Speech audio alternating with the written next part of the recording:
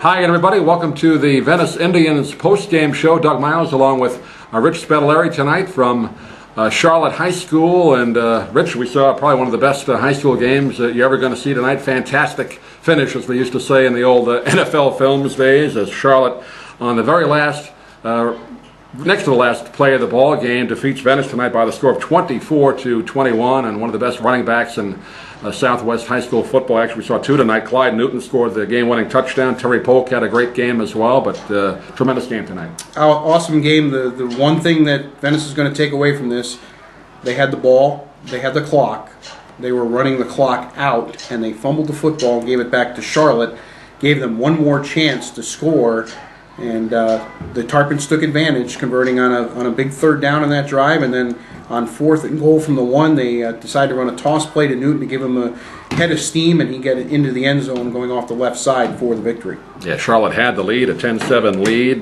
going into the fourth quarter, and then they took a 17-7 lead. Looked like it was pretty much over for Venice, and then on the very next play after that, Charlotte scored a touchdown on an 81-yard drive. Terry Polk took the kickoff, ran at 98 yards, an electrifying run down the near sideline to put Venice right back in at 17-14, and then on their next possession, they went for an onside kick. Very unusual to do that after you just scored a touchdown like that, particularly that part of the ball game midway through the fourth quarter. They got the ball back. Terry Polk had a great drive there and capped it off with a 25-yard touchdown run, running for over 45 yards on that particular drive. And at that point, it looked like Venice was on their way to win. Yes, and then the defense stopped Charlotte when they had to. Tarpons did a little bit of the help on their own, got off a poor punt, and that's where we were, where basically Venice was just trying to run the clock out. They needed a couple of first downs. It was a third down play, 3rd and about 2,